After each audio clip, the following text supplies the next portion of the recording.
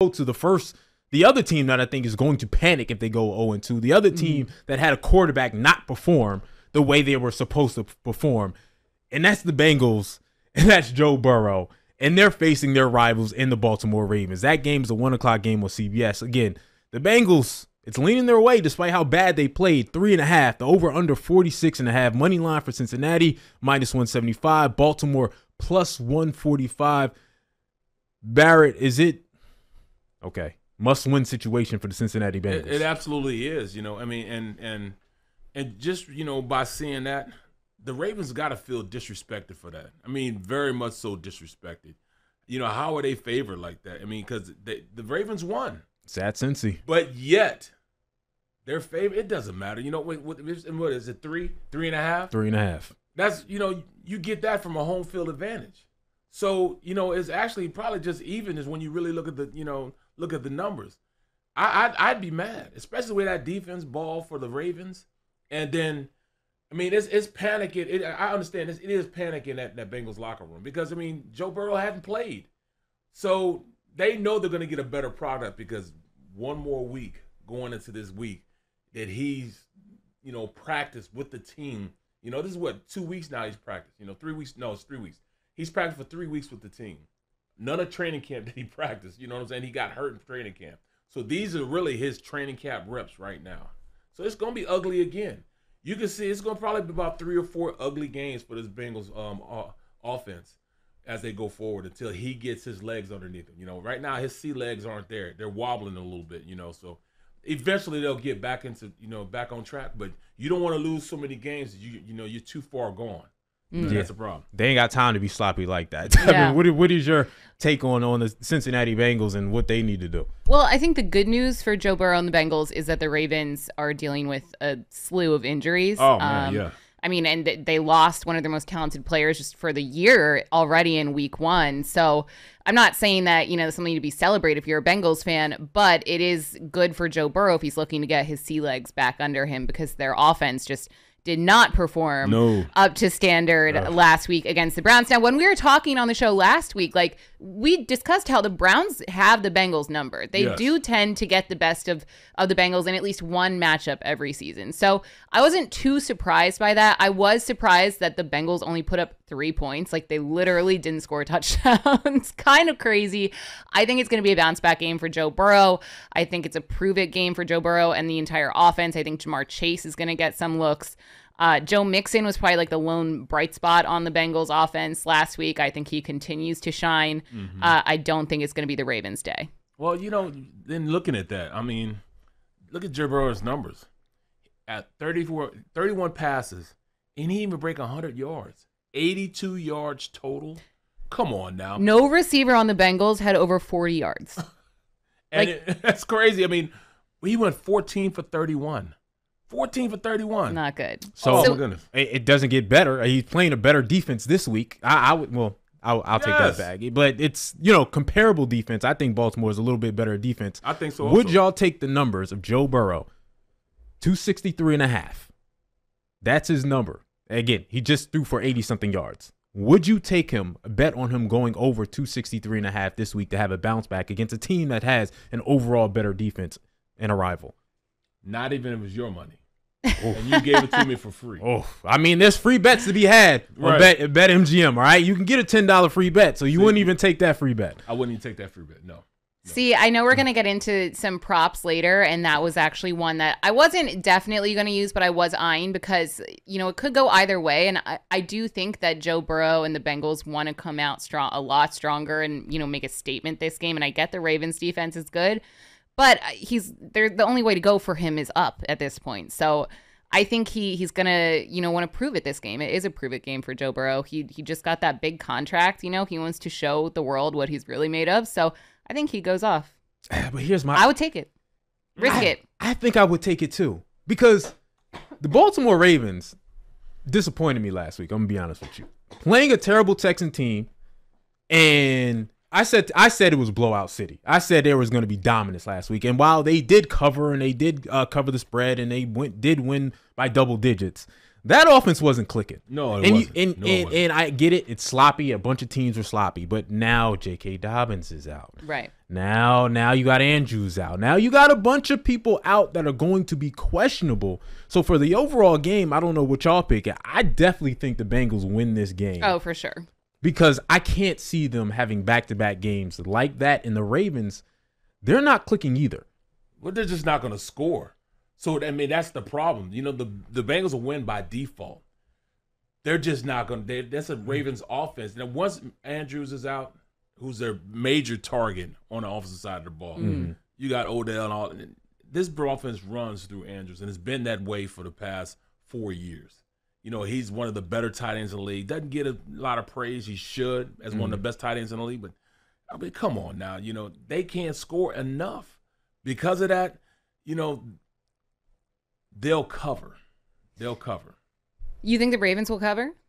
No, I think that the Bengals will cover. Oh, yeah. I would take the Bengals plus the points because I think even, you know, now that it's too small of a spread. You look at who the Ravens played last week and the Texans, and yes, you know, the Ravens' pass defense played well, but they were also playing against C.J. Stroud, you know, a rookie who was making his NFL debut and a Texans team. So I think the Texans can make a lot of teams look better than they actually are. So I think the Bengals are going to definitely cover that 3.5. Well, they do have a good defense. They got a defensive-minded head coach, and their defense is pretty good. You know, like got a lot of first-rounders in that secondary, and, you know, they got the young kid from Alabama. He playing at a high level. So they can play defense.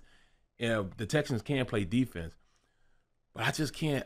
I can't see the Ravens scoring because they couldn't even score against, you know, that defense. Yeah. They're going to struggle, and then they're still trying to see if Odell over-under is 38.5. I keep forgetting that Odell is Yes, it's 38.5, but you just don't know what's going to pop off. Let's move on to the next. You got Nelly there also now. Yeah. Nelly's right. there. Wow. And Yeah, how Nelly's I there. didn't even look at their numbers from last week. Did they do anything?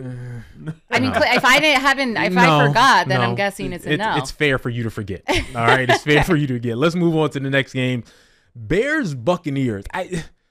The Bears, I think all three of us agreed that Justin Fields was going to be a future quarterback in this league. Yes. And again, it's only 1 week, so you don't want to jump one way or the other. But they added DJ Moore. They added some weapons for that team, and that offense just looked bad last week. Morbid last week, like you say.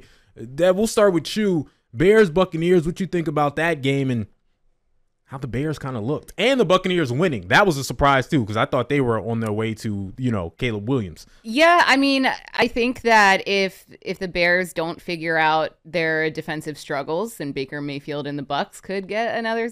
I was about to call it a surprise win, but I guess over the Bears it wouldn't be so much of a surprise win. I honestly thought the Bears were going to come out a lot stronger than they did last week against the Packers. I was kind of disappointed because I think Justin Fields is extremely fun to watch.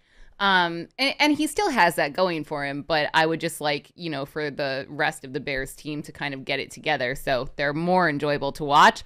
I think DJ Moore is going to have a bigger game. Cole Kmet, I like his props over 31.5 receiving yards. I think Justin Fields is going to get the ball in the air a lot more in this game. I don't know if I'm confident enough to choose a side in this one, though, because like it's like Baker Mayfield and the Bucs, like they squeaked out a win. I think we're all a little surprised that they beat the Vikings, but now it's like, are the Vikings actually that good? And Justin Fields and the Bears just kind of disappointed. So, like, I don't know, just in week 2, if I feel super confident in either side here. Yeah. It's, you know, even with DJ Moore coming in, you know, I don't know why they let Montgomery go. I mean, you know, I'm, you know, Khalil Herbert is a good player, but I don't know if he's good enough to be that bell cow back for the majority for the rest of the season. Justin Fields, I mean, to me, I don't understand it because while at Ohio State, he was a drop back quarterback, and now he's a running excuse me, a running back.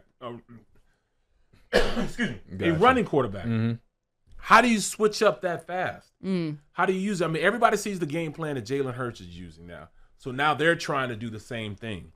I don't know. I you know that I don't know how they're gonna, you know, morph that into a more of a multiverse, you know, a multi-versional offense the way they have here in Philadelphia. I don't know if they can do that, but at this point, they're just, the offensive line's not blocking well. Defense is terrible. So, they just have so many things going against them right now that I can't see it. But I'm also saying this. Come on now, the Bucs, a Baker Mayfield Bucs-led team. They got Godson, they got, Evans, two really good receivers, but they just, I just can't see them being a good team with Baker Mayfield at the helm. Yeah. Yeah, listen, I'm with y'all. Justin Fields, the reason why he's running is because he's running for his life. I watched some of that game, and that offensive line had that boy running scared. And that's what it was all last year, really. Yep. That's why he ran so much, is because, hey, I ain't got no choice. So if you ain't got the offensive line, like Jalen Hurts has in Philadelphia, because Justin Fields and Jalen Hurts, they like to compare those two. If you ain't got that offensive line, then you got to go. Yeah. Like, they're trying to make him stay in the pocket, read things, see DJ Moore. I ain't got time for that, dog. No. Well, Justin Fields doesn't either. He had 59 yards on the ground, and he seemed to be the only one who could get things going on offense for the Bears. Yeah. You mentioned Barrett Godwin. That was also a prop that I liked from this game. Looking at my notes, I like Godwin anytime touchdown plus 145. Yes. On BetMGM, because he's going to be matched up with a rookie in Tyreek Stevenson. He already allowed a touchdown in his first game in the NFL. So I think that's pretty much a lock, and the Bears secondary is just so bad that I would do like any prop involving a Bucs receiver. Yeah, I got the Bucs winning this game. I you know do. Again, the temp, it's -2.5, over under 40.5. I got the Bucs winning and covering the spread at the same time. I just think the Bears have identity crisis with that offensive line. I think they're asking Justin Fields to do things that he can't do because of that offensive line. Mm-hmm. And so I think the Bucs are just going to be solid. Baker is just going to be, they believe solid enough. Yeah, they believe in him. You know what I mean? Get it to the weapons, and I can't believe I'm betting on Baker Mayfield. Well, he's not terrible, right? Like, he's not the worst. He's not Zach Wilson. No, he's not that. Like, he's not that. He's good point. He's just there. Like, he is a quarterback. He can throw the ball most of the time, or half the time it'll hit his target. You heard what you half the time, and that's I'm like, most of the time. No, maybe not most of the time. And that's what we're counting on. No running game either. That was quite a pep talk, wasn't it? Exactly. Listen, we're going to take a break right now. All right, coming back on the other side, we got the Falcons and the Packers, and we got to discuss whether or not the Kansas City Chiefs can bounce back. Ooh. That'll be interesting, because I guess they could go down 0-2. We'll talk about that later, because I hope so. Pat Mahomes, he's Pat Mahomes, but we'll see. All right, so it's the Sunday spread. Sean Bell, Devin Caney, Barrett Brooks on the BetQL network, presented by BetMGM. Be right back. And once again, welcome back to the Sunday spread. Sean Bell, Barrett Brooks, Devin Caney kicking it with you, getting you ready for week 2, giving you the best props, giving you the best bets, and giving you some great analysis on the actual game. Let's get to a second portion of the games that we want to talk about, and it's the Green Bay Packers versus the Atlanta Falcons, okay? W's. How about that? Atlanta is actually favored in this game. 1.5. The over-under is 40. Money line, Atlanta -125. Green Bay +105. I'm going to tell y'all right now. I was pounding my chest and giving out text messages to people who are doubting Jordan Love. Because I've had some people that I've had talks with and say, what are you talking about? What do you see in Jordan Love? He barely did anything. You going off that one game that you saw against the Philadelphia Eagles where he came in and looked good? Right. I say, you're damn right. Okay, I've seen enough. And of course, he blessed us last week with a performance, winning the game, 245, 3 TDs, looking great, made me feel great, and made me win a little bit of money. So I'm happy on that. So Barrett, starting with you, what do you see out of this game? What do you see out of Jordan Love? Jordan Love, if he gets the rest of his squad back, you know what I'm saying? Because I really like the weapons he has to go to. Romeo Doubs is like a hidden gem. Nobody really know about him. And I did a college game for him his senior year 2 years ago. Kansas State versus Nevada. Well, Nevada at Kansas State. I did the game, called the game at Kansas State. And he was all that. He was that work in the game. And, I mean, I really enjoyed watching him. Then I also did a Christian Watson game. It was the semis before the national championship. What is it? The FCS national championship. Mm-hmm. So I saw him go out there and demo. So I know the potential those two guys have in being big play guys. Now I don't know if Christian is going to play this next game, but if he does, if he gets a full, if Love gets a full conglomerate of guys playing, and if Aaron Jones plays, this could be, it could be really tough on that defense of Atlanta trying to stop those guys. I mean, really, really tough.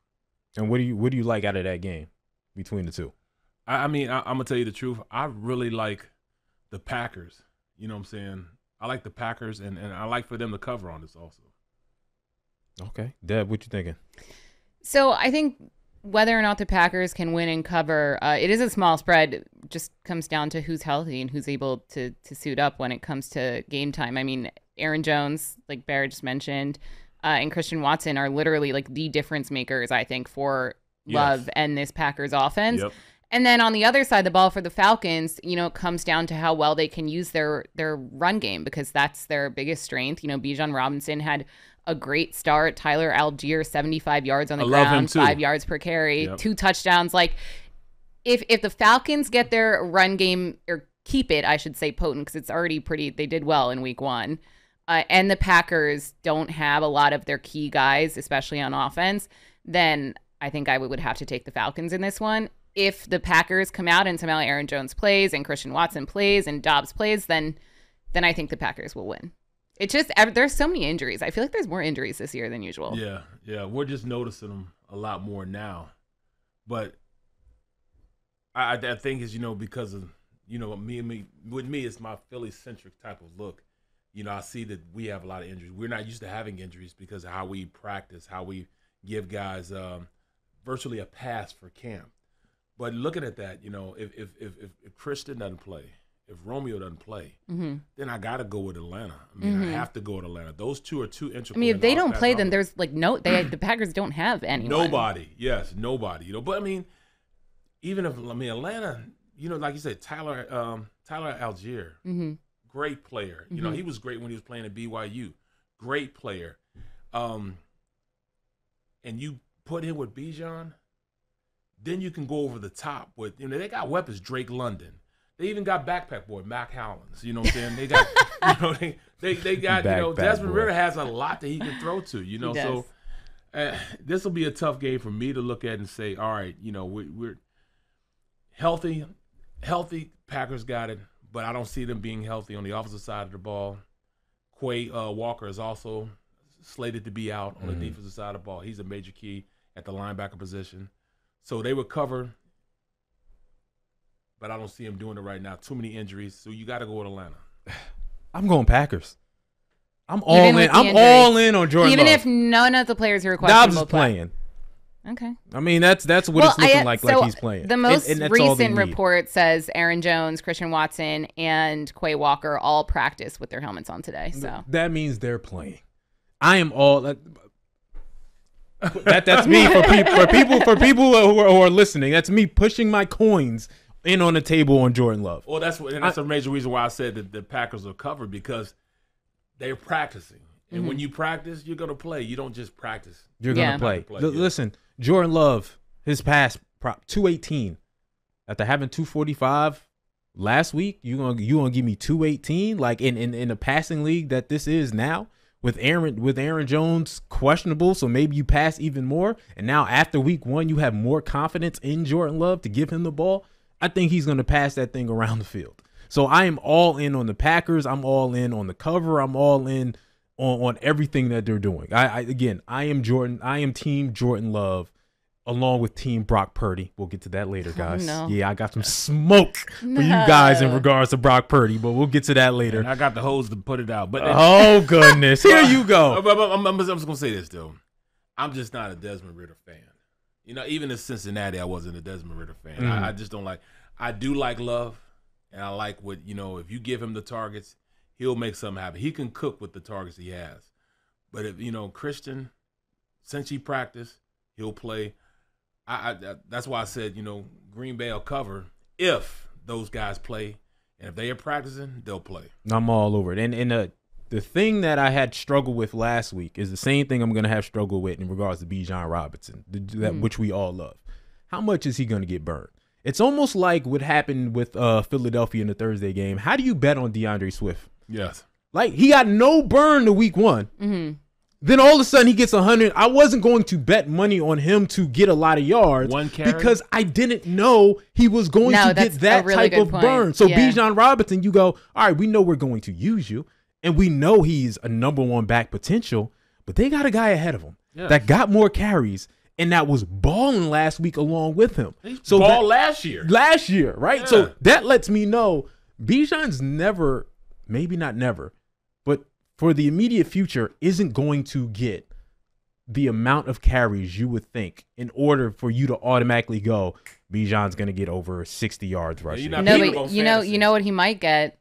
Receptions. Yes. He was the most targeted receiver in week 1. That's true. 17.5. He had 27 receiving yards in week 1. Numbers at 17.5 right now for this game. It's a good bet. It's a good bet. That's a great bet. Yeah. Yeah, wow. That is a good bet. Because that 17.5 seems super low. Mm-hmm. But in regards to rushing and total yards, I'm just staying away because I don't know. Even Swift next week. No, because I'm like, are you all of a sudden going to be? It'll be Boston Scott. No, he's a concussion, I think. It'll be Rashad Penny. Rashad Penny. But they got a long time to wait. Man, they got a month of Sundays before they play. They play. Yeah, they do. Monday. Yeah, they have like literally 11 days. Yeah, they got a mini bye, which is good. This is come on, guys. I don't know how I'm going to bet. You're messing up my bets. with all this wish-washy. Situation. So let's go to the next game, to the even bigger game. Once again, it's the Sunday spread. Sean Bell, Devin Caney, Barrett Brooks. Chiefs, Jaguars. KC, -3.5. Over under 51. Money line, KC, -185. Jags, +150. This is a preview of my AFC Championship game. At least what I predicted before the season started, as you know, last week. Patrick Mahomes and that squad without Travis Kelce. Ooh, buddy. Kadarius Toney had the worst week of football for a wide receiver since 2018. He need to sit down. In regards to what PFF has to say, he needs to sit down right here next to me. Yeah. So sit down right here. Travis, I guess, is allegedly expected to play. Chris Jones back in the fold. Yeah. Does Kansas City look more like Kansas City this week, or are they still going to struggle a little bit because those wide receivers are struggling? Patrick Mahomes looked like Patrick Mahomes last week. He was dropping dimes. They were just dropping them. Yeah. Kadarius Toney, they were right there. I mean, he dropped 2 first downs at the end of the game, crucial first downs. So how can you trust him? I mean, if I was him, I wouldn't even have him on the field and be like, Coach, what is he doing out here? You know what I'm saying? What is he doing out here? You gotta have him go sit down somewhere. You know what I'm saying? So let me ask you this question before you continue. As a player, when you see someone struggling, one of your teammates, whether it's a wide receiver or a kicker, what's the fine line of you giving encouragement or you just being pissed off that he's playing the way he's playing and being like, Coach, take him out, right? Because at some point you got to go, you got it, kid. You got it. You saw Stephon Diggs try to do that for Josh Allen. At what point are you like, after boy, you suck. Right. Get it together. First as of all, a player, like, how would you handle that? How does that work? They kicked him out of the Giants. You know what I'm saying? They gave him away for some baseballs and a box of Hot Rockets. You know what I'm saying? They gave him away for nothing. Mm-hmm. So they already knew he's damaged goods. And then the amount of times he dropped, he had 3 drops in the game. 3 drops in the game. So as a quarterback, I played with 2 great quarterbacks. I played with Brett Favre and I played with Ben Roethlisberger. I've seen both of those quarterbacks say, hey, you can have him come sit down. Coach, sit him down. He can't come in anymore. We don't need you to come in anymore. I mean, bro, I done seen times where, Brett Favre said, hey, until you get it together, you come sit down right here. Coach, don't put him back in the game. You know what I'm saying? I done seen that happen before. You know, I done seen Rodney Peete say, hey, he's got to go have a seat right here. You know what I'm saying? I saw a guy fumble too many times. Hey, man, I can't trust him now. You can't develop trust with a guy if you're not doing your job.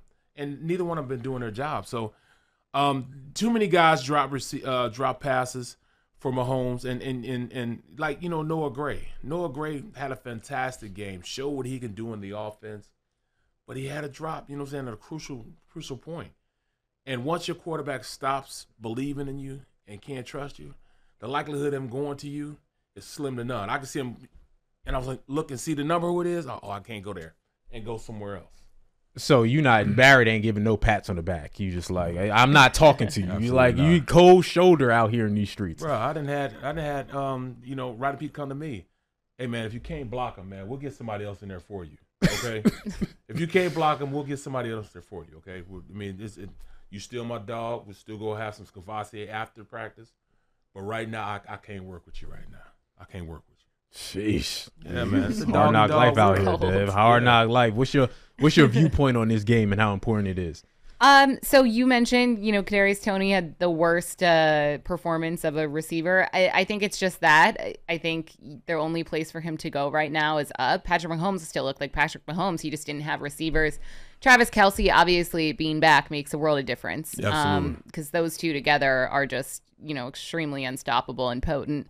On the Jags side, though, so I do think even if Travis Kelce doesn't play, even though I think he will, I think the Chiefs are going to win this one. And cover that spread. But I do think the Jags are going to put up a fight. Calvin Ridley, I like his props. He finished with over 100 yards and a touchdown. His number right now for receiving yards is 68.5. Yeah. Like, I think he definitely gets over that.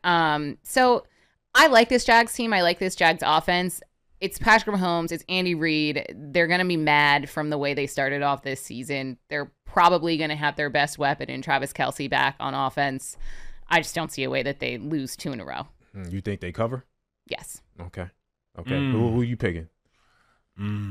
I think Chiefs win, but they don't cover. Oh, so you think it's going to be 27-26 type of game is what you're saying? Right. This is going to be a game where, you can see the urgency that the Chiefs put in it because they signed their defensive tackle. They signed Jones because of the urgency of them wanting to win right now. So right. It was like, hold up. We need to fix stuff. All right, Travis, get healthy now. Jones will pay you. We don't care. Right, exactly. And that's the way they faced it. All right, we got to get him back on the field. We don't need you up in the luxury box anymore. We need you on the field. So they are, all right, long story long, they went and signed him. But is he going to be ready? Is he going to be in shape enough? I doubt that seriously. So that means their run defense isn't going to be as good. And they had a great running defense, last week, against Detroit. But I just don't see them putting up the points that they, that to just blow them out like that. I don't see it. I mean, I think this is going to be a closer game with the line being 3, and there, Jacksonville being at home. I don't think they beat them by a touchdown. I just don't. I think they cover. I think the Chiefs win. I think it'd be like 4 or 5 points, right? Like I think they barely cover. Yeah. And I'm also going to Kadarius Toney anytime touchdown. Ooh. I'm going to give money away. You want to give anytime tutty. All right, he's going to get one. And because redemption game, okay. It's only a redemption game because Barrett, I think they can't do what you want them to do. Like, go sit down. Because they ain't got nobody. Right. He has to play. So they have to be like, all right, dog, we're going to try to make you feel good at some point in this game. And I think he gets something off. I think again, at any time I've played sports, I followed up the worst game of my life with the best game of my life for some reason. It was always like I always followed it up with greatness. Yeah. Listen, we got to take another break. Sean Bell, Devin Caney, Barrett Brooks. It's the Sunday spread. We still got to get to our bonus bets. We all got a little $10 bonus bet that we can have at some point. How are we going to use that bonus bet? I already know how I'm going to use mine. All right, listen, the Sunday spread. Be right back.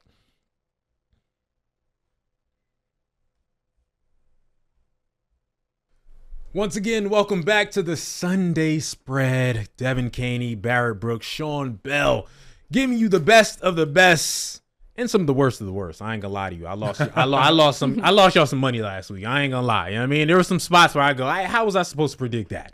You know what I mean? How was I supposed to predict that? I said, yo, I hate Jimmy Garoppolo. He's gonna take a lot of L's. And what happened? And here the Raiders go getting a clutch W against an even more fraudulent team in the Denver Broncos last week. But you know what I mean? We'll talk more about that later. So let's get into this next game. Raiders, Bills. Buffalo, minus 8.5.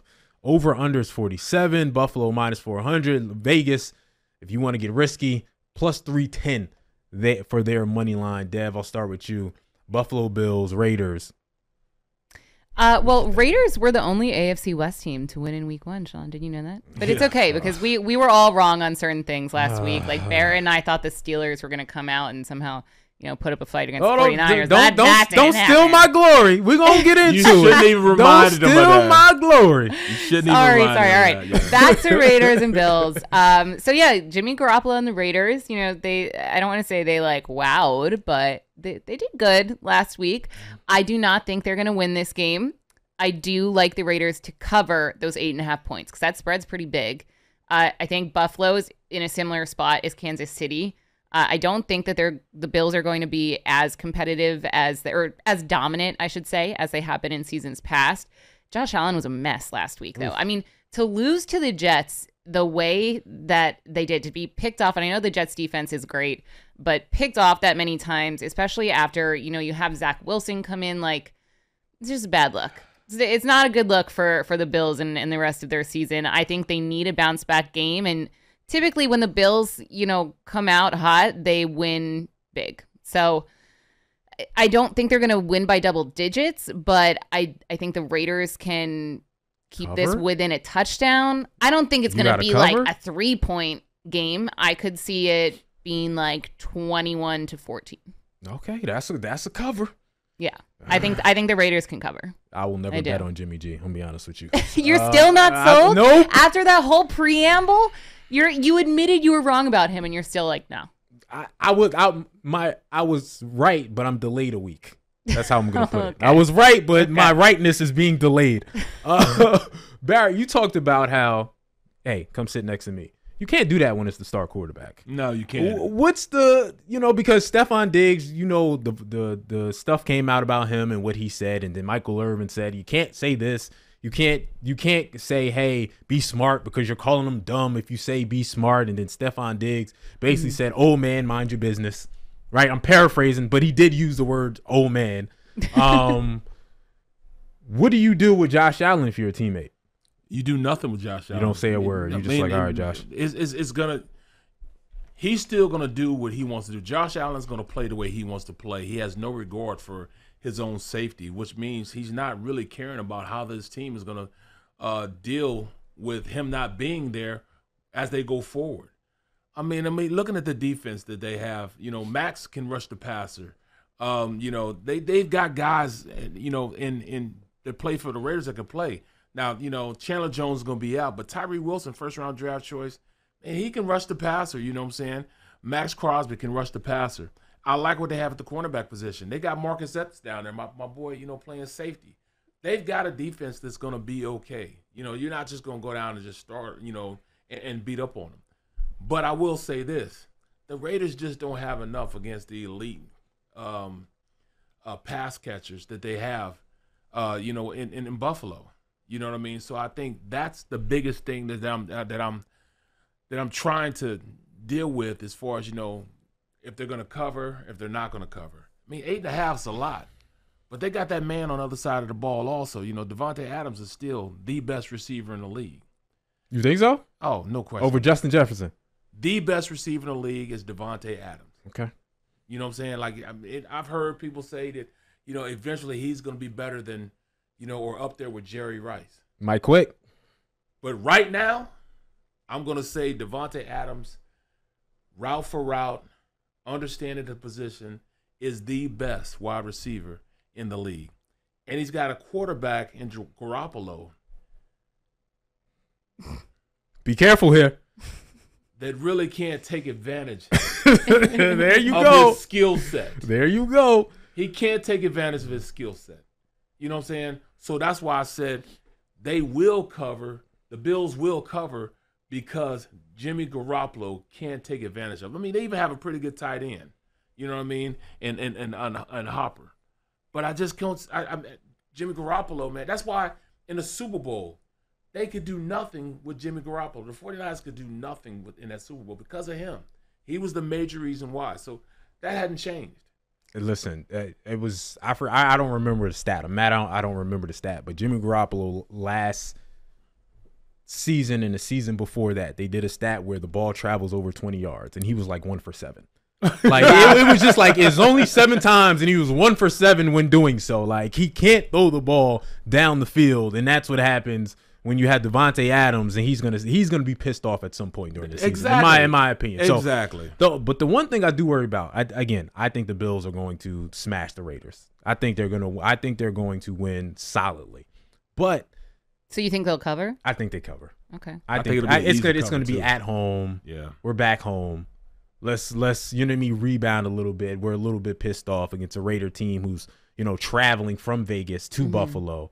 It's just with that type of crowd. Stephon Diggs then they're gonna be doing wrestling cuss moves. His quarterbacks out. Fans are gonna be doing wrestling moves through tables. Right. You know what I mean? You know how Buffalo Bills do. So I just think it's gonna be raucous and they're going to win. But my worry is, I came into the season telling people to calm down, that Buffalo's fine. They're going to win 12, 13 games like always, because there's no way Josh Allen can have as many turnovers as he did last year. And here he goes. 3 turnovers right off the bat. He was like, oh, word, Sean? Yeah. Oh, word, Sean? That's what you think? Here's what I got. So, again, I'm not nervous. I'm nervous for them for the rest of the season. But, again, I think they win this game. Josh Allen. I'm telling you, Diggs didn't cuss him out. Yeah, I'm going Stephon Diggs over 74.5. Yes. Because I think he's one of the most underrated wide receivers in the league. I know a lot of people put him at 8, 9, 10. I think he's higher than that because of his route running ability. So I like Stephon Diggs to go over 74.5, especially, after the little controversy. They're going to make sure that he gets that. So you got to chill with that old man stuff, man. I played during the same time. Barrett, like, hold up. All right, I know I got a little grays in the beard, but it ain't too old over here. So let's move on to the next game. Once again, the Sunday spread, Devin Caney, Sean Bell, Barrett, Brooks. Let's go to Chargers-Titans. Chargers-Titans.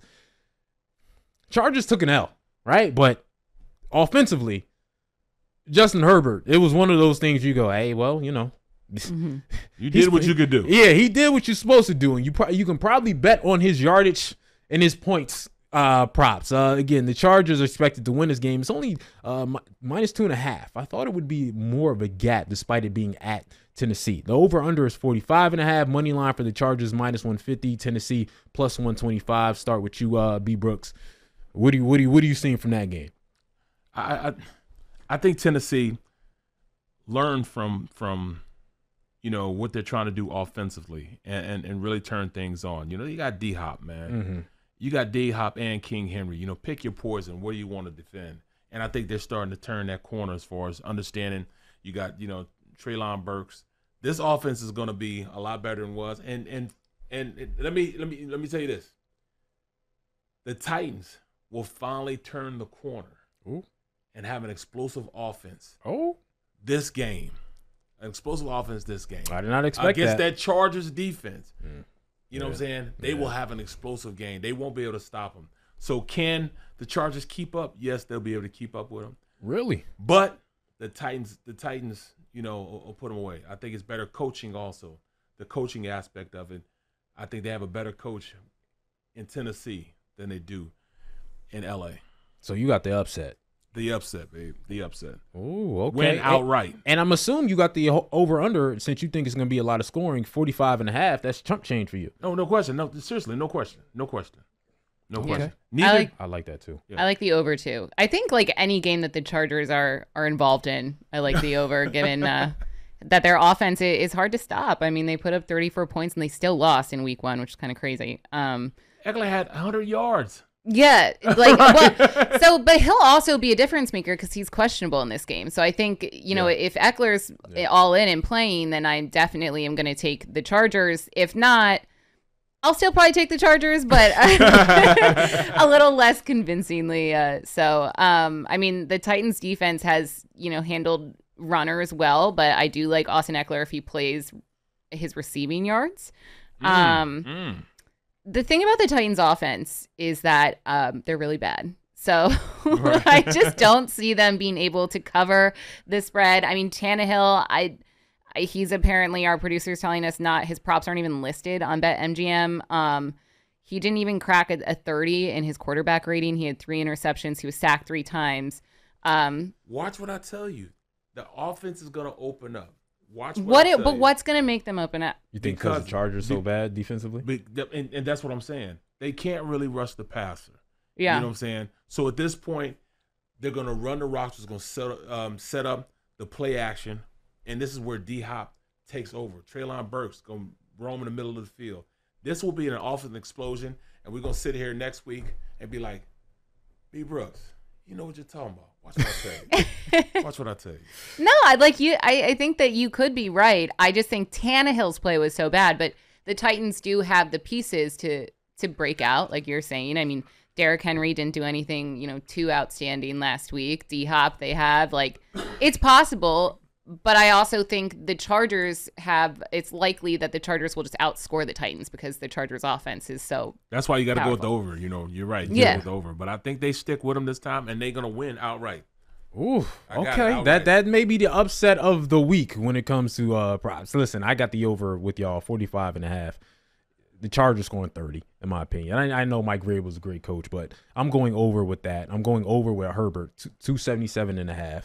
I think he gets to a 300-yard game, especially with your running back being questionable. So, again, that's the situation I like with them. And I like the Chargers winning this game.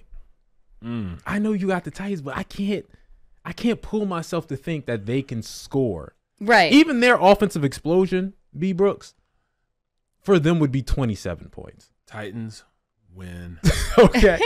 outright. Okay. Because, again, even their offensive explosion, you think can keep up with, again, the Chargers scoring 30? Chargers defense, man. I'm just talking about the Chargers defense. Okay. I got you. Listen, we're going to take a break and get to the rest of the games. We're going to get to Seahawks Lions, Giants Cardinals, Jets Cowboys. A lot more to come, including Brock Purdy. It's pretty good, even though Barrett's gonna hate. Even though Barrett's gonna hate, I already feel it. I'm still gonna throw it out there. Listen, it's the Sunday Spread. Sean Bell, Devin Caney, Barrett Brooks. We'll be right back.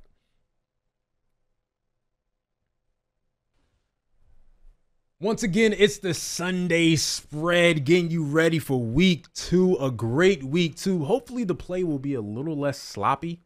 You know what I mean? I have a feeling we're gonna have 3 weeks of sloppy. Yeah, you expect another at least 2 weeks. Yeah. Again, because I tweeted out during that Thursday night game. I was like, this game sucks. I was like, I know we in Philadelphia. I know it's the Eagles, rah. But as just stepping back, if you're being objective, I was like, this game stinks. No, it sucked. It was just ugly. It wasn't pretty football whatsoever. It was like, it was beautiful. What are you talking about? Here's a turnover. It's like Oprah with the cars. Here's a car. Yeah. Here's a turnover. Here's a fumble. I was like, what is this? Devin. yes. Come on now. Barrett. Come on now. What about that game was pretty, aside from the Eagles the winning? poetic justice of the offensive line See? teeing off on a double team here, double team there. That's true. Coming off That's the rock. true. The run game being the way it was. Sitting back and seeing how they're breaking it. I mean, I know now how they're going to try to break down Jalen Hurts. They're doing the same thing they did with Patrick Mahomes back in the day. They're going to drop everybody deep, make them throw underneath, and then come up in a corral and make a play on the guy, the receiver. I mean, it worked. It worked. But then Johnson, we'll get into that. Johnson saw something, and I'm glad he saw it, and that's what opened everything up. But yeah, You're right, and that made me believe more in the Eagles, offensive plan this season, that exactly. he was There you able go. to make that adjustment. So Exactly. that was beautiful. But there were a lot of moments that were not pretty football. Because we're in week 2 of the NFL season, guys. yeah, it's still training camp. Subjective glasses right here. I was like, this is. I would turn the TV off if I ain't have to really pay attention to the Eagles for work. I was like, what is this, man? Like back-to-back turnovers. I said, all right, guys. No, it's back-to-back turnover. Yeah. I was like, I'll see y'all in week 4. I don't want it. You take it. No, you take it. Oh, you take I'll see you punks in week 4 when things are cleaned up. Don't waste my time. I could be watching Netflix. Right. I'm lying. I wouldn't be watching Netflix Mac over a football football. game, but still, you know what I mean? Maction Thursday night football. Mac action. Exactly. I'm not gonna lie. There's a lot of Thursday night football games over the past couple of years. I'm not watching this. Yeah, they happen. There have been some stinkers on Thursday night. Yes. The turnaround ain't turning around. That's all we got to say. Let's get to another game. Seahawks Lions. The Lions got the big win in week 1. Seahawks disappointed, took a L. Again, this is Detroit minus 4.5 is the line, over under 47.5. Detroit minus 225 money line, plus 180 Seahawks money line in this game. For the Seahawks, man, again, we talked about Brock Purdy and people thinking, hey, he may turn into a pumpkin, is what some national people have said. I look at Geno Smith kind of that way, where I go, You'd be right to think that.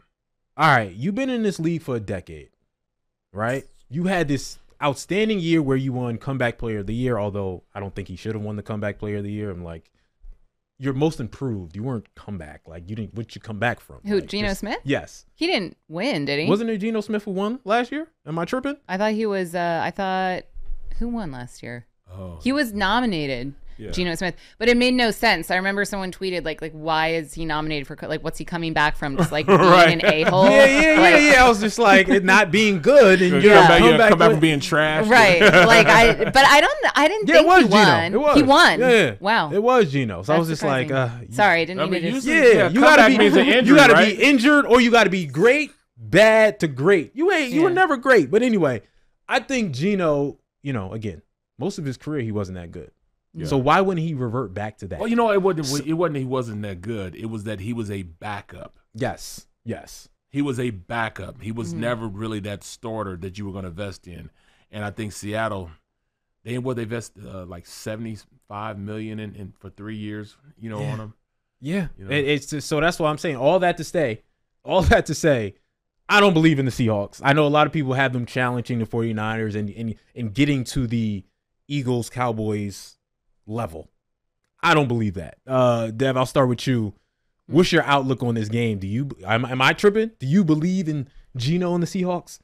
They were more disappointing than I thought they were, but maybe I drank the Kool-Aid last season and thought that, they were on the ascending, rise to. I think I also loved the fact that they overcame the loss of Russell Wilson. And we also kind of saw, how Russell Wilson maybe was like a toxic piece of that team, because they made comments afterwards when they started winning last season. And I like that storyline. So I think that caused me to buy into them. And I'm not out on the Seahawks, but I don't think that they're as good as, a lot of people are giving them credit for. I think the Lions are a better team, at least offensively. I think the Lions can put up more points. The Lions defense isn't great, but I didn't see too much from Geno Smith aside from, like, he has a few weapons, maybe DK Metcalf. In the running game, I don't really see too many threats on the Seahawks side of the ball. So I like Detroit winning and covering the spread in this game. And they're fresh. They're hyped off their win beating the Super Bowl champions in week 1. Yeah. I mean, they probably had the best start in terms of mentality going into the season. They come in first game, first week, and they beat the Super Bowl champs. Like, how can you not be fired up about that? You got to be fired up, man. And Dan Campbell's my boy.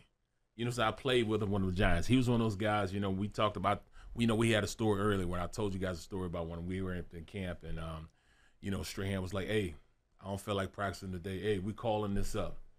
We're not practicing today. No, not just this morning practice. This is during training camp. Not just this morning practice, but the afternoon practice too. We're not, and we're not going to meetings. Let's call us up. Let's go. Dan Campbell's like, yep. You got 5 good days out of his doubles. I don't need to do this either. So they just canceled practice. Canceled it. The power of Michael Strahan. Right. So Dan Campbell's my boy. You think players have that? Do you think still some players have that today that can do that? Like that? I don't know who would. I can't see anybody at this point that has cachet like that. Like Jalen Hurts wouldn't do that. Right. Jalen Hurts would be like, guys, can we please practice? Yeah, can we practice more? Yeah, he would want to practice more. Yeah. A guy that I think in this league that would do that, I can't see anybody. Well, I mean, he's hurt now, but A-Rod could do it. Aaron Rodgers could do it. But other than would that, do it. Yeah, no question about that. No question Absolutely. about that. But like I said, Dan Campbell's one of those guys. He gets guys.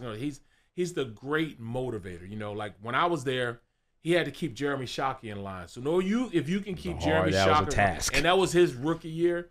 If you can keep him in line, then you're a great coach.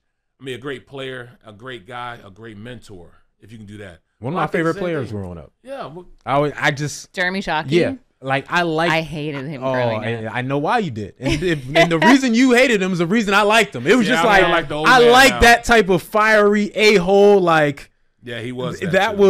He was that too, you know. But I mean, it's funny to me. I like. I'm sure it was funny to you. It was funny not to me. Enjoyable to me. Right. You know, he was not. But you know, that's what Dan Campbell is. So he's got his culture of his team going in the right direction, and it's hard to be, you know. But I see a lot with, you know, just like you said, DK Metcalf and Tyler Lockett. But then after that, what is there? And I think Cross, the starting left tackle, you know, first rounder from last year, I don't know if he's playing or not. You know what I'm saying? Right now he's on the injured list. So I don't know if he practiced today, but I mean, he had practiced yesterday. But, you know, I mean, at this point, you know, going into this game, I don't have a lot of confidence in them. I have a lot of confidence in Dan getting his guys going, and everybody looks to be healthy. That offensive line is good. That's that's like a top 3 offensive line in the NFL. So when you have guys like that, you can run the ball successfully, and they got David Montgomery from the Bears, so they can run the rock. They got Jahmyr Gibbs is going to be their gadget player. And this could be something here. Hey, that's another thing pissed me off. Just like the DeAndre Swift and the Bijan Robinson, you say you were doing all these things with Jahmyr Gibbs. Right. In the first game, you didn't do nearly as much. I had anytime touchdown. I had all types of prop bets because Jahmyr Gibbs is going to get the rock. That's another one where I'm like, I'm not betting on you for another 4 or 5 weeks. But you know what? Until I understand how they're going to use you. I actually think he and Montgomery are good bets this week because, like we've talked about all show, you know, week 1 is messy. Week 2 will likely be messy as well. But I think the coordinators get a better grasp of how they can use their guys. So I do think that the Lions offensive coordinator is like, oh, let me use this guy, Jahmyr Gibbs, this guy, David Montgomery, who I now have on my squad to the best of their advantage. So I haven't looked at the numbers for Jahmyr Gibbs props, but I might take that. It just makes me nervous. I mean, that might be mine. Gibbs is only 35.5 rushing yards. Said like that's a low 25.5 receiving. But last week, you went and got it. It's just like, I don't know. It should be an obvious number, but yeah, it makes me nervous. But can I get that $10 free prep? Oh yeah, that's a good prop. Jahmyr bonus Gibbs bet. Anytime touchdown. Boom. Oh, that's how you would use your bonus bet? Anytime okay. Big Dan, let's go, baby. Dan Campbell, let's go. I took an L on it last week, so I'm not taking it. Well, and Seattle's defense banged I think up. That should be. Yeah, that is. Again, so we're all on Detroit. Yeah. Plus, including the points? Yes. Yeah. 4.5, yeah. I think we're all on Detroit. All right, let's go to the next one. Giants, Cardinals. Meh. Anyway, next game. Giants, Cardinals. I guess the Cardinals are maybe better than we thought, but not really. The Giants. So are the Giants really, really bad, or are the Cowboys really, really good, or was it like maybe week 1, you know, rust? They can't be that bad. You know, they can't be that bad. And that's the major thing. You really think that they're that bad? No, I mean, they have a great coach. Like, I just don't see. I think they're close. I feel like it was just like a disastrous combination of week 1, them not being ready. I do think the Cowboys are good. I don't think the Cowboys are that good. Like, I think the Giants made the Cowboys look better with their poor play. They absolutely did. I mean, that defense looked like they were unstoppable. Yeah. They made that offense look putrid. And you know, when you look at it, Andrew Thomas, their best tackle, is hurt right now. So I don't know if he's playing. But then I watched him run around Evan Neal, first-round pick from last year. From Alabama, I thought he was going to be a monster. He played like Jane.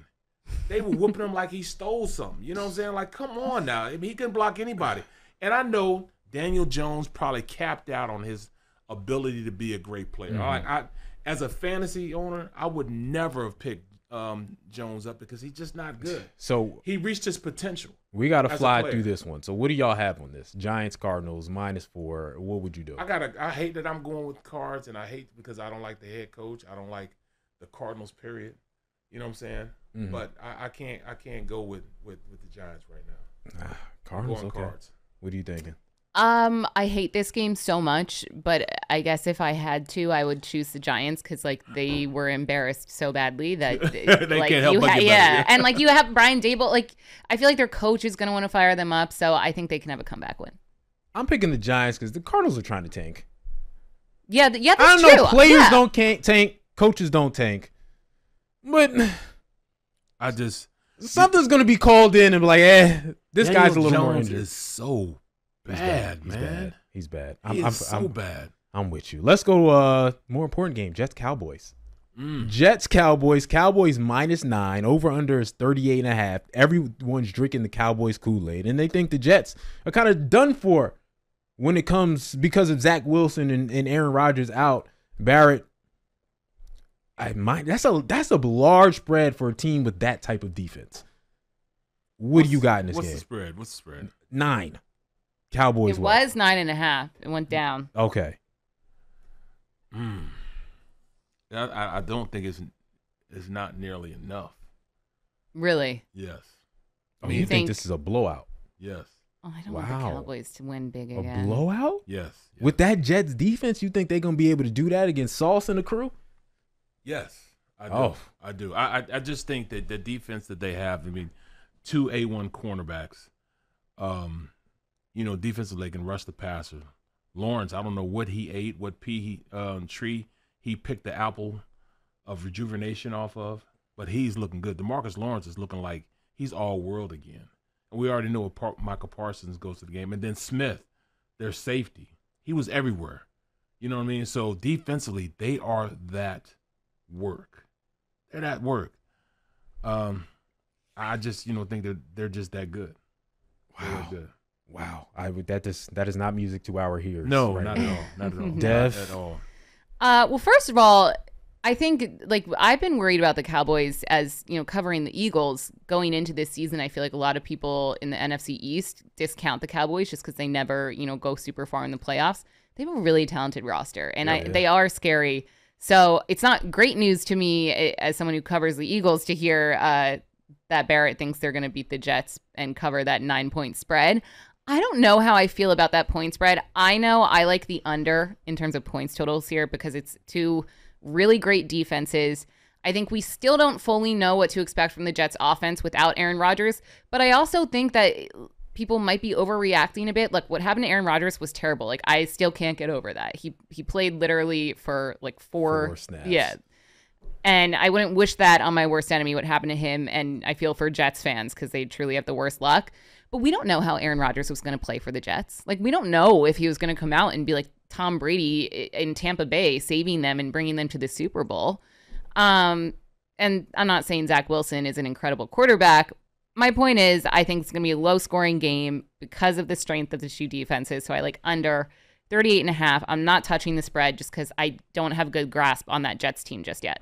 Yeah, I'm going under also because I think the Cowboys offense didn't have to do much last week because the defense did so much, the special teams did so much. So I think it's actually going to be a defensive battle and it's going to go back and forth. I do believe the Cowboys will win this game.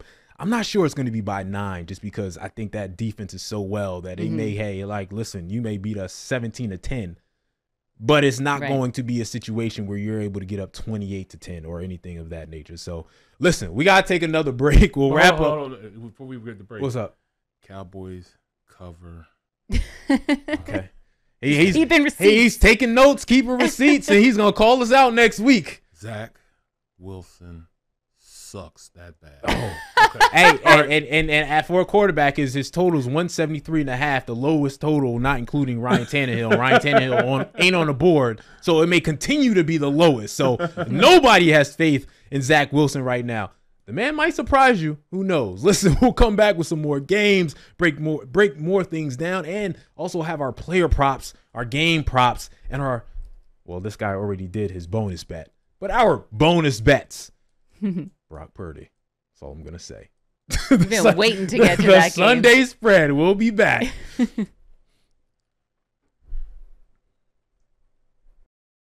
Once again, welcome back to the Sunday spread. Sean Bell, Devin Caney, Barrett Brooks kicking it with you, giving you all our best bets. ISO, clear out. Everybody move. I'm waiting It's for my this. time to go. ISO, clear out, get to the corners, let me work. All right? There's bragging that has to be done, and anybody who knows me, I will brag if I can, okay? 49ers, Rams. Now, people told me 49ers ain't that great because their quarterback ain't that great. Who said that? Can nothing be done? Who said Brock that? Purdy ain't real. He's Mr. Irrelevant. Who said He's that? gonna go back to a pumpkin. He ain't that good. We ain't got to worry about them because Brock Purdy ain't that good. So the 49ers ain't really going to go nowhere. Matter of fact, the Seattle Seahawks are going to win that division. Not too fast, kids. Who said the Seahawks are going to win that Not division? too. I did. People said it. People said it. That's all I'm saying. People said it. He putting 10 cents on the Yeah. dollar. Yeah, people said it. I heard it. After week 1, the second most dominant performance behind the Dallas Cowboys. And you can argue it's the most dominant performance because I think the Steelers are better than the Giants. The 49ers go out there and smack the hell out of your, Barrett Brooks, Pittsburgh Steelers. The team you thought was going to beat the San Francisco 49ers. Partly because Brock Purdy had the best QBR in the entire league in week 1. All right? It may not look fancy. It may not look special, but the man gets it done. And every game that Brock Purdy has started in his career, he's had at least 2 touchdowns. It's the longest streak to start off a career Except in the playoffs. in NFL history. Regular for the season. playoffs, yeah. Regular season. I mean, to be fair, Technicality, every important game he has technicality. started and finished, he's had 2 touchdowns. Okay? You know- Because Brock Purdy is that dude. Hold up, Barrett. I'm not done with the ISO. I was trying to Because cut him off. Barrett Brooks. All right? Brock Purdy. All right, listen. He does the simple things. But occasionally he can make that big time throw like he gave you that back shoulder throw against Brandon Ayuk. Occasionally he can push it downfield when he needs to. And he does. Because the man knows how to read defenses. Brock Purdy. In Purdy we trust. Is here to stay. So with that said, before y'all get going, of course you knew where my bonus bet was going. Brock Purdy always throws for 2 touchdowns. It's inevitable that he's going to throw for 2 touchdowns. So that bonus bet, it's going to guarantee W because that's what Brock Purdy does. Throw for 2 touchdowns against the Rams in this game. Go ahead, hater. Say what you got to I say. admit. I mean, you could have bought me with a wooden nickel, man. Brock Purdy. Wooden nickel. I've never heard that one before. You know, I mean, Kyle Shanahan. Let me say this: Kyle Shanahan will never have a quarterback that's a big time, star quality type of quarterback. He believes so much in the system that Brock Purdy is perfect for him because he can tell this guy to do this. He'll tell him run, and he'll just run. He tell him to jump. He'll just say how high and start jumping. So he's the perfect guy for this system. When you have the type of weapons that he has around, the quality of guys you have around him. I mean, he has a top-tier tight end. He has in George Kittle, he has a top-tier fullback. I mean, Kyle Juszczyk. I mean, Brandon Ayuk has become one of the better, second, wide receivers in the league. Deebo Samuels is also another second wide receiver. He's not a number 1. Just to let you know that he's not a number 1. They don't even have a number 1. Juwan Jennings. Brandon, you look like a number 1 last. Whew. Well, he's the closest thing you guys have to a number 1. Mm-hmm. So he's able to make this offense work. Why? Because of Christian McCaffrey. Yeah. He is just so good, man, that when you have a running game like that and you have a running back that you can't just focus on as a runner, but also as a receiver, they can just do so much, with their offense because of that guy. He was the piece that they needed to really take this game to another level. Now that he has that piece, man, it'll be a tighter game, in the NFC Championship game with the Eagles. It'll be a tighter game. We jumping to that already. Yeah, it'll be a tighter game. But I think Birds still win. But I'm just saying, no. Oh, my fault. My fault. We're not talking about that yet. We're talking about the Rams. Yeah, we're talking Rams. about the Rams. Again, the line is 7.5 for that game. Over under 45.5. Money line Niners minus 350. Rams plus 280. Hey, the Rams surprised. Everyone thought they'd be, in the dirt, last in the division, but they beat the Seattle Seahawks convincingly last week. Dev, what's your thoughts on Mr. Purdy and the Rams? Why do I have to give my thoughts on Brock Purdy? You don't have to. I love that. That's the talk question. about the game. Tell me how much you love Brock Purdy. You don't How have good he's to. I gonna just be. thought you may have something to say. You know what? That's all. He was solid. Props to Brock Purdy. Going against his Steelers team that Barrett and I thought would be very much I absolutely improved, but thought so, yes. it turns out they're not. So congrats to the 49ers for beating a very mediocre NFL team. Wow, look at that. Can't even give real props. So look, the Rams did, especially offensively, better than I think everyone expected them to. I don't think the Rams can beat the 49ers, mainly because their defense didn't face many runs against the Seahawks. I think they did well at, containing the Seahawks through the air. DK Metcalf, they held him to 47 yards. Christian McCaffrey, that's the X factor. The 49ers have Christian McCaffrey. Barrett was just saying he's an incredible football player. Can't deny that. I think McCaffrey, when he's healthy, is unstoppable, and he's going to be unstoppable to this Rams defense. So I like the 49ers. I don't know if I like the point spread. I do like the over because both of these teams have scored. The Rams scored 30 points last week. The 49ers have scored 30 or more points in 6 of their last 7 regular season games that Brock Purdy played in. There you go. There's my Brock Purdy note, Sean. So I think it's going to be a high-scoring affair. I do think the 49ers are going to win. I'm not taking the points, though. Yeah, I'm taking the points. Of course you are. No I wouldn't. surprise. I wouldn't expect anything I think less. the 49ers are gonna solidly come out here. And Do you their have a Brock thing. Purdy poster in your room? No, I Do you should go to get one, sleep right? looking at I should Brock get one, Purdy? right? I should get Yeah. what they used to call it, the fat heads. Is that what they used to call the sticker things they used to put on the wall? I should get a fat head of Brock Purdy. All right. So let me break this down. So let me put. I got to put Sean back where he needs to be at. Oh, see. Now, we're talking about Brock Purdy. Brock Purdy now. Yeah.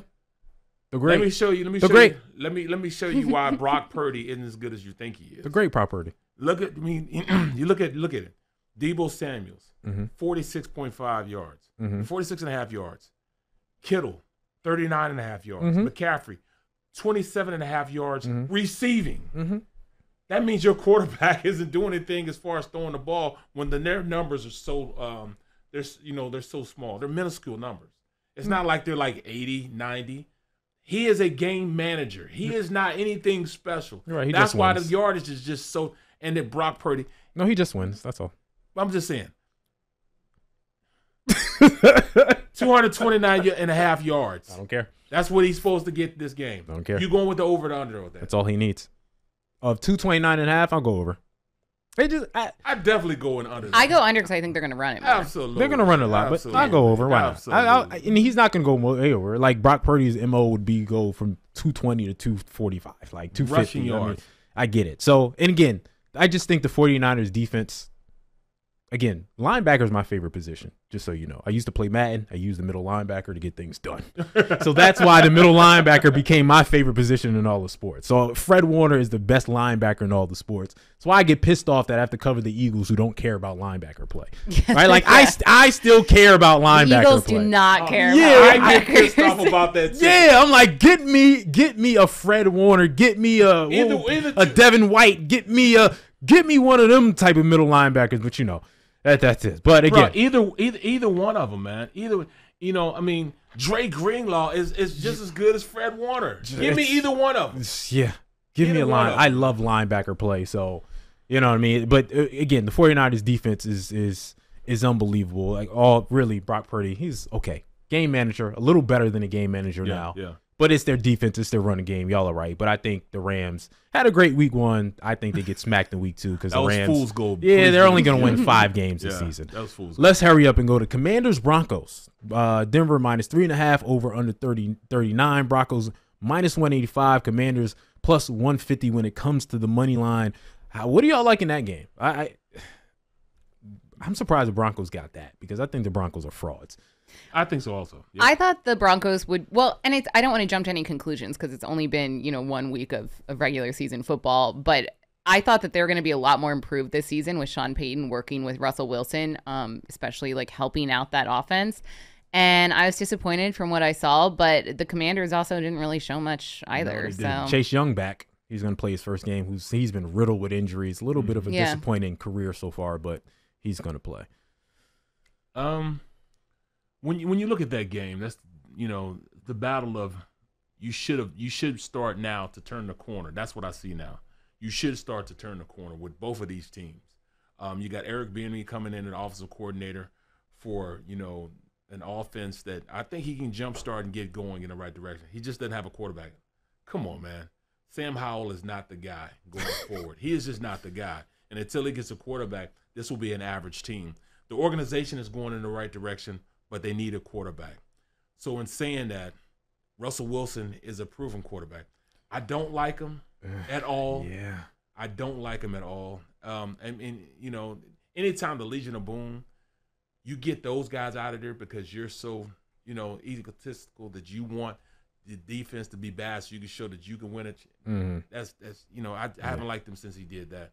I don't like Russell Wilson, but I say he'll be the reason why this game will go towards them, winning the game. Okay. So you got Broncos basically money line. Quarterback, the quarterback, they're just a better quarterback in Denver. What game do you think is going to be what better or worse? It depends on how you view the term better. This game or the Cardinals-Giants game?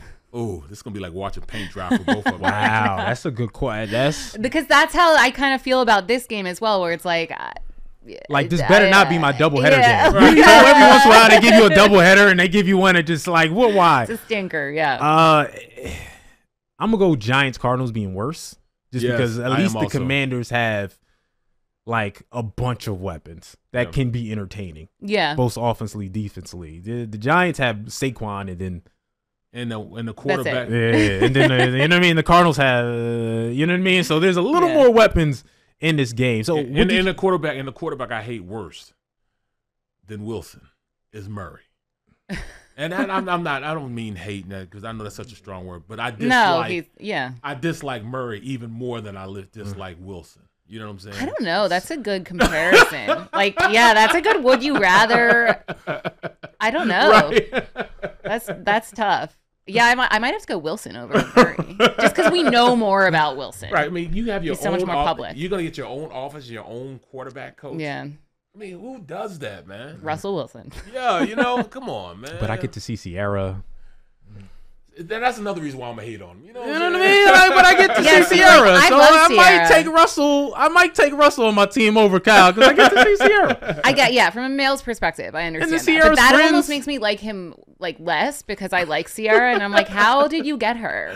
You stink as a person. It makes no sense. Y'all are killing Russ. I don't think he's that bad. I just think he's not fraud. It's a little fraud. He's not natural. Let's go to the next game. Final game that we'll talk about, Dolphins Patriots, -3. Patriots, that defense is real. You may not believe in Mac Jones, but they're real. And Dolphins, well, you saw what that offense does. Mm-hmm. And it's an interesting matchup because obviously Dolphins' best offensive output last week against a Patriots team defensively that's really good. And Bill Belichick's really good at game planning against an inexperienced quarterback. So, Barrett, I'll start with you. What are you looking at in the Patriots-Dolphins game? Man, I mean, to me, it's just going to be another track meet for the Dolphins, man. I mean, it's going to be really, really tough for those receivers, to not go out there and be productive.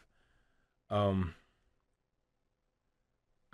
like Tua to really go out there and he'll have over 264.5 yards. So you got to go with the over with that. Mm-hmm. Tyreek Hill, 84. Come on now. 84.5. You got to go with the over with that. But Belichick always takes away the number one. It doesn't matter. When you can't coach against the speed. You know what I'm saying? Speed kills, man. So, just because of that, Waddle with 63.5 and then Hill with 84.5. That's just too much for even Belichick to stop. So you think offensively, just everybody's going to be able to still get off like they did last week? Track meet. Yeah. Absolute track meet.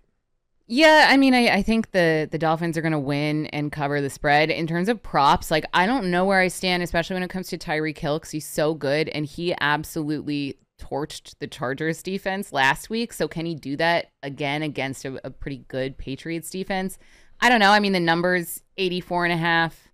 I'd probably go over on Tyreek Hill props. I just think the Dolphins offense is too potent for the Pats to keep up. I got you. We'll wrap up the Dolphins Patriots during its final segment, along with giving you some of our favorite player props, our favorite bets throughout this entire week when it comes to touchdowns, receiving, rushing, et cetera, et cetera. You know we got you. This is the Sunday Spread. Sean Bell, Barrett Brooks, Devin Caney. Be right back.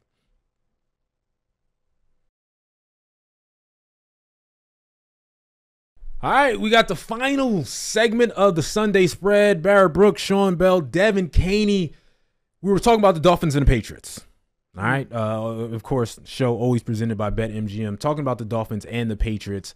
Dolphins -3. And that's closer than what I would have thought, to be honest with you. I know it's at the Patriots, but it's closer than what I would thought based on how the Dolphins performed last week.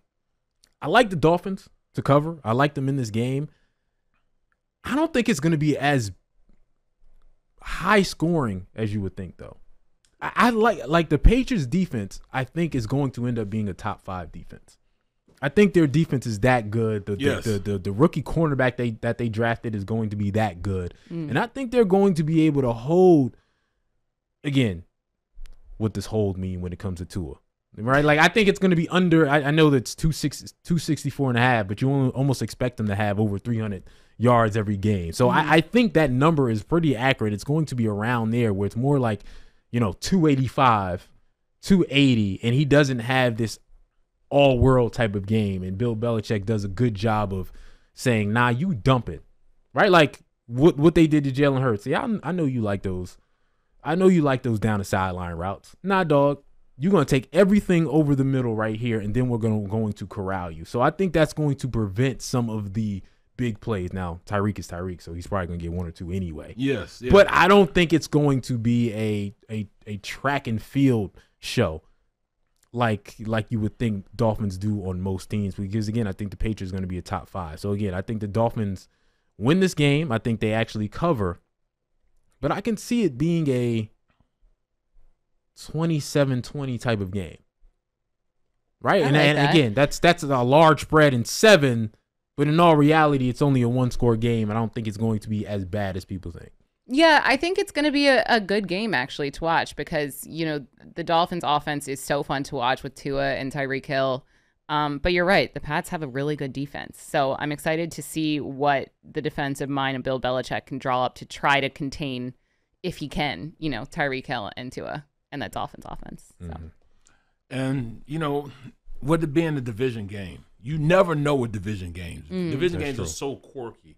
You can have the worst record in the world going against the best record in the world in the division, and it ends up being, a great game simply because you know each other so well. You play each other twice a year, so those type of things happen. One thing I will say, Belichick is great at drawing up stuff. See what he did against the Eagles, but I mean, when you got a guy like Tyreek Hill, and he's been through what defenses are trying to do to him now. He understands. Remember when, Patrick Mahomes, what they did, they played safety so deep that he had to throw underneath stuff. And it didn't matter because Tyreek Hill went to work anyways. You know what I'm saying? So he's been through these situations where everybody will try to get deep, and then underneath, he'll still take it to the house. So I think that'll be a determining factor in it. But I also like, Belichick's defense, man. A guy nobody really thought about or talked about until I watched him this last game against the Eagles is Keon White. And if he can go out there and work against their offensive tackles like he worked Lane Johnson, this kid is going to be pretty good. He worked Lane Johnson, man. I hadn't seen a player beat up on Lane like that on a couple of plays. Just a couple of plays, though, that he would, he gave Lane Johnson, who is the best right tackle in the league, gave him some work. And, we all saw what, Matthew Judon did. So their defense is good enough, but I don't think the secondary is going to be, good. I mean, Christian Gonzalez is still young. Yeah. He still got to get together. So I don't know if they can handle the speed of Waddle and Hill. Yeah, and they can't keep up with nobody because they have Mac Jones. So it's just give it to a backup tight end all the way down the field, and that's all they're going to be able to do.